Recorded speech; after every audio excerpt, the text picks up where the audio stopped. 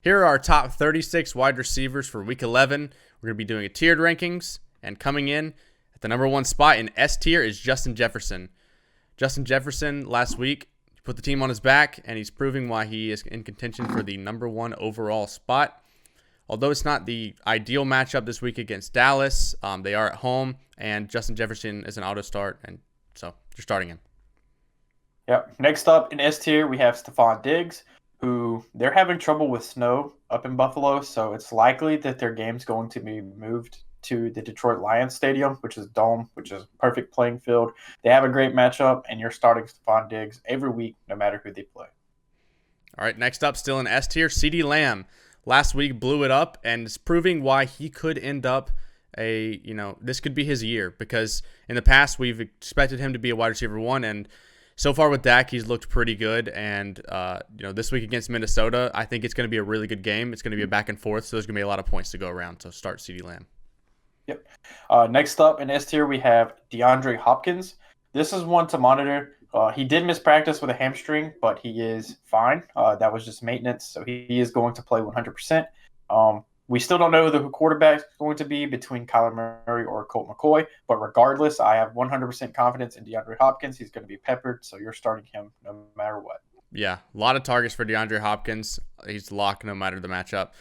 And finally, the last player in S tier is Amon-Ra St. Brown. On the season, one of the highest targets per game player. When he's healthy, he gets a ton of looks, and he is a focal point of this offense. So, yeah, lock him in every week. All right. Now going down to our first pick of the A tier, it's going to be Davante Adams. The reason he's in A tier is because his matchup isn't great. He does face Denver, who's the best defense in NFL, and Patrick Surtain, who is starting to become a lockdown corner. But Davante Adams is so good, you can't sit him. So I'm starting him regardless. Just he didn't quite make that S tier because of his matchup. Yep, solid player. Just still probably starting in every lineup. A.J. Brown in A tier. Last week had a down week, but you're lining him right back up. You expect a lot from A.J. Brown, a great player with a great quarterback, great offensive line, just a great offense in general. You want pieces, and he is the number one guy, so start A.J. Brown. Yep. Next up in A tier, we have T. Higgins, who plays Pittsburgh. Generally, Pittsburgh has been a very good matchup for receivers this year. The Bengals looked pretty bad against them week one this year, so I expect them to be angry and want revenge for that game. And they're coming out of their bye, so I expect them to have schemed more things for T. Higgins to get the ball. Again, A tier, we have Terry McLaurin, and this is a player that last week wouldn't have put this high, but we have learned that with Taylor Heinicke, he gets the ball to Terry McLaurin, and he's a great receiver. So the problem for him this year has not been him. It's been really the quarterback play and the offense in general. But they have a great matchup this week against Houston, combined with Taylor Heinicke starting at quarterback. He's a solid start. Yep.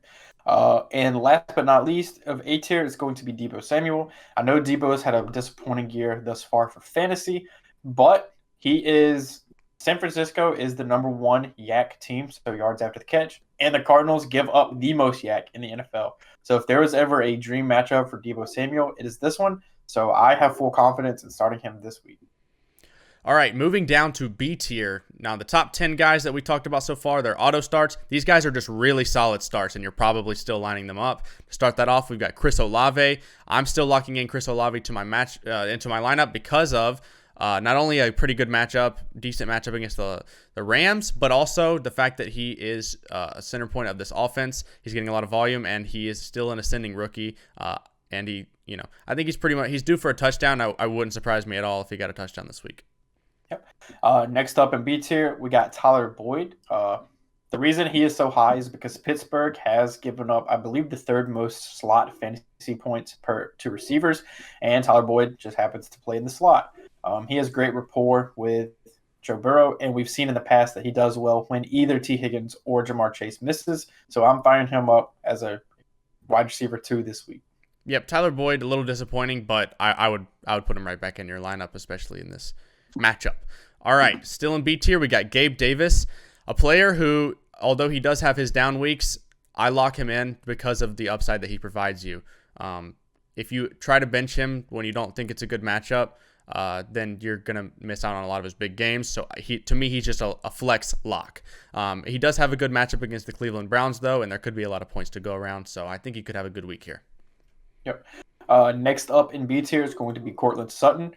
They play the Vegas Raiders, who are one of the best, if not the best matchup you can ask for your offense. I know the Broncos haven't looked great on offense, but especially if Jerry Jeudy misses, Courtland Sutton, if you look at the splits between when Jeudy plays and when he misses, they are vastly different. So look for Jerry Jeudy, but I'm starting Courtland Sutton regardless based on matchup. Yeah, an amazing matchup. It's going to be a matchup of a bad offense versus a really bad defense, so we'll see which one wins out. All right, next up, Amari Cooper. Now, this is an interesting one because if you look at Amari Cooper's splits, in half PPR, he's under 10 points in every away game and more than 10 points in every home game.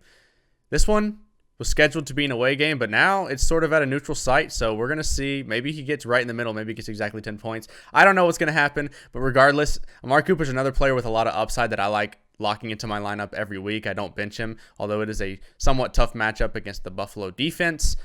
He's just too talented of a player to sit. Yep. Next up for B tier is Kadarius Toney. And now I do love Kadarius Toney. It's hard not to rank him higher personally. Mecole Hardman did go to IR. Juju Smith-Schuster is unlikely to play. So that slates Kadarius Toney in to start. And both Travis Kelce on his podcast this week came out and said that he cannot believe that the Giants let Toney walk out their door and that he is one of the craziest players he's seen in person. So I love the talent of Toney. I love the offense he's in. Mahomes can make even the worst players look like superstars. So I am very excited for the upside that he has. And he plays the Chargers this week, who have not been great on defense and should score offensive points. So this should be a shootout and a fun one to watch. Yeah, a lot of people aren't ranking Toney this high, but we are because of that matchup. I think there's going to be a lot of points to go around. And who are they going to throw the ball to? Obviously, Kelce and then Toney. I really see him being featured. He's had 2 weeks now to learn the offense, and I think it's going to be really good this week for Toney. All right, next up, the final player in B tier, we have Devonta Smith. Devonta Smith has looked pretty good over the last few weeks. He's got a matchup against the Colts, which is about middle of the road. But again, he's part of this offense that just has so many points to go around, and now with Goddard out, there's just going to be targets to go around, so he should get his. Yep. And just another quick note on Devonta Smith. A.J. Brown did get banged up in the game last week, so he could be a little less than 100%. And also, the Colts defense do give up a top 5 most points to slot receivers. So that's another benefit for Devonta Smith. All right. So starting off the C tier, we have Brandin Aiyuk. Over about the past 4 or 5 games, Brandin Aiyuk has been on a pretty decent tear. He's been killing it for fantasy. This matchup is pretty interesting for me. I'm really excited to see how it plays out. The Cardinals defense is really good at taking away big plays, and their number 1 cornerback is questionable for this game. He's more likely going to be a game-time decision. We don't know if he plays. That, to me, is a big deal. If you see Byron Murphy's playing, that makes me a lot less excited for Brandin Aiyuk. But if he misses just like he did last week, then Brandin Aiyuk has some fun upside. And I do think this Cardinals 49ers game is going to be very fun, and it's going to be interesting. So I don't blame you for trying to sneak some pieces in on that one. And it's a divisional matchup, so you just never know, how these games are going to go. I know the 49ers are favored by a good bit, but with these divisional games, could go either way. Yep. All right, moving on in C tier, and these C tier guys are pretty good starts, but depending on the options you have, you may bench them, but probably still lining them up.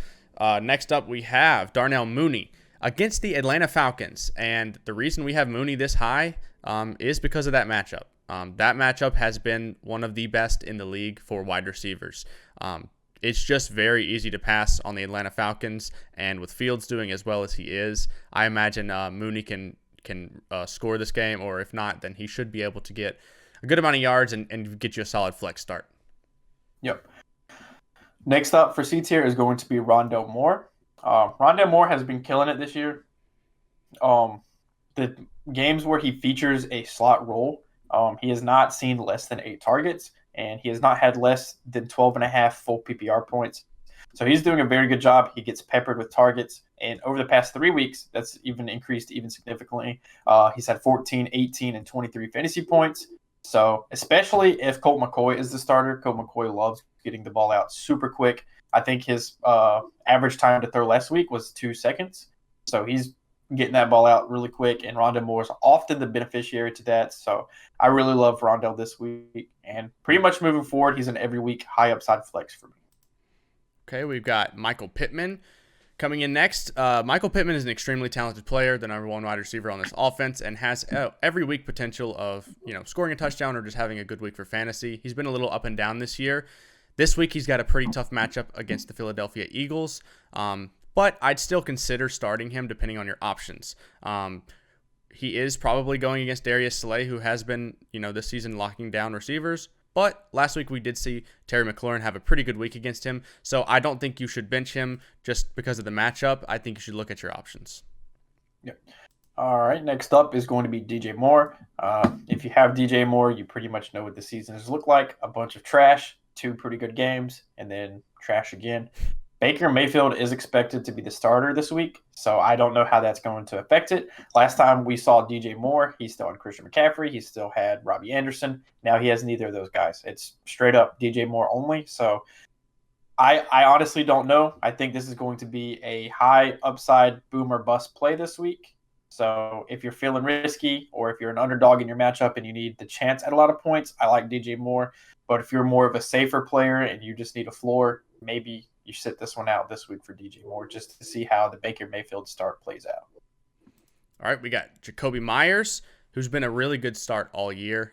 Before the bye, though, he did have a down performance, so I know a lot of managers are going to be wondering what to do with him, and especially in this matchup against the Jets, who have a solid defense. We're sort of in the middle on him because I could see it going either way. However, I do think that he can still get it done for fantasy. If you look at every game before that down game, I mean, he's really solid, and they're getting him the ball a lot. So I'm still willing to start him in this matchup. And a lot of their strengths in their secondary are the outside corners, and so I think Myers can get it done. Yep. All right, next up we have Garrett Wilson. He has been absolutely dominating the past 2 weeks, both in fantasy and real life. He's had a humongous target share percentage, and I don't see that changing this week. 2 weeks ago, they did play the Patriots, and he had a very good game. Granted, they did throw the ball a lot. I don't know if that'll be different this week or not, so it's kind of a wait and see on that aspect. But he is another one of those sort of boomer bust, high upside flexes every single week. And if I have him, I'd be really excited to play him just off of that, week winning potential that he has. Yeah, so he has that upside, so if you want to start him over some of these guys in C tier, I really can't blame you. That's why we're doing the tiered stuff, because you can reorder these guys to your preference. Yep. And that moves us down to D tier, and that's going to be Mike Williams and Keenan Allen. We put these guys next to each other, and only this low just because of, they're both freshly coming off of injury. It's tough. I wouldn't blame you if you need to start these guys, just because they're extremely talented, and if it weren't for the injury, they'd be much higher on our list. And it's a great matchup against the Kansas City Chiefs, a divisional matchup, which I could see going back and forth, and there being a lot of touchdowns scored. So if you want to start these guys above where we have them ranked, I totally do not blame you. We simply have them down here because it is a risk, and you need to understand that. Yep. All right, so next up we have Donovan Peoples-Jones. This is a huge floor play. Donovan Peoples-Jones has been really underrated this year for fantasy and in real life. He's been very good, very consistent. He averages over double-digit PPR points every week. So if you just need a floor play, if you need he might even be on your waiver wire still. So if you need someone you can pick up and immediately plug in and flex, I do think Donovan Peoples-Jones is that guy. He still has not – I think he only has 1 touchdown on the year, or maybe doesn't even have one, and he's still been super consistent. So if you get lucky and start him and he does happen to score a touchdown, that's only going to increase his fantasy output. Yeah, I mean, his yards have been over 50 for I don't even know how many weeks at this point, but pretty much the entire season. It's been phenomenal. Okay, moving on, we have Diontae Johnson and George Pickens. So these guys, not an ideal offensive situation, and so I could see benching these guys this week, especially for some of the other options we got here. But Diontae Johnson on the season has a ton of targets, so he is somewhat of a floor play. The thing is, Diontae Johnson just really... he doesn't have the upside. I would say if you want to go with the upside, then I would way rather start George Pickens. Just seems like, more explosive in this offense. So both of these guys, not ideal starts, but definitely startable and just to your preference. Yep. All right. That brings us up to our E tier. First off is going to be Curtis Samuel. He's been decent this year for PPR. He started out extremely hot and has kind of cooled off a little bit, but he has an extremely good matchup versus Houston, and I just think he's someone you could trust as a forward play this week. Maybe he gets you a touchdown again like he did 2 weeks ago against Minnesota. He does run deep routes, and he's also used underneath, and I've seen him in the backfield a few times, so they like to throw that wrinkle in there too. So if you need a flex in PPR, I don't think Curtis Samuel's a bad option. Yeah, I mean, if you want to shoot for upside, it is a really good matchup, so you could get a touchdown. Okay, next we got Darius Slayton, who's actually looked pretty good over the last few weeks, and now he gets a matchup against the Detroit Lions, which is excellent. He has big play potential, so he can absolutely get you a big touchdown. So if you're looking at all these other options, towards the bottom of the list, and you want somebody with upside, you can definitely roll the dice, and you could probably get him off the waiver wire. Yep. Next up is going to be Brandin Cooks. Brandin Cooks has been a pretty big disappointment for fantasy this year, but he did okay last game. He did have a 30-yard touchdown taken back because of a holding penalty. So had he gotten that, he would have had an excellent day for fantasy last week. The matchup is pretty good with Washington, and I do think Washington will be able to score on their defense, so you might see a little bit more passing volume than what you normally see. So, I mean, if you need a flex play, I like him. He's really not much more than that, though. Just kind of put him in your flex and hope. Yep. All right, we got Parris Campbell for the Indianapolis Colts. Now, Parris Campbell has sort of been on a hot streak, especially with Matt Ryan. And with Matt Ryan named the starter, his last 3 weeks with Matt Ryan that he's played have been phenomenal. So, even against the Philadelphia Eagles, I really don't see a problem with that matchup. The reason he's down this low is just that he's not a super high caliber talent. So you're still rolling the dice a little bit and hoping that the trend of the past continues. But if it does, then Parris Campbell's a decent play. And I imagine the defense is going to really be focusing on Jonathan Taylor and Michael Pittman. So he probably can still get you a decent fantasy day. All right, that brings us down to the F tier. And starting off is going to be Allen Robinson.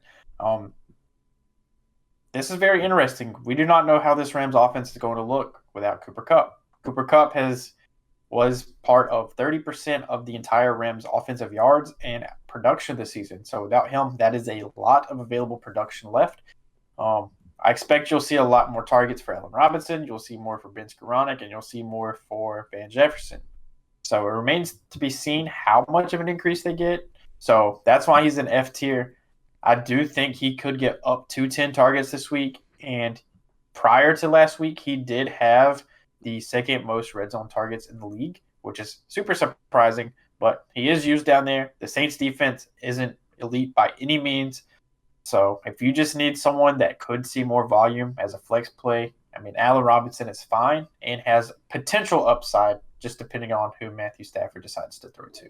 I would prefer to wait a week and see what happens. But like you said, there is a potential for good volume here. So if you're looking at really bad options, you could do worse than Allen Robinson. And there's a chance that he does really well. I mean, he has a huge range of outcomes here. So it's a little risky, but you can absolutely roll him out. All right. Next up, we got Nico Collins versus the Washington Commanders.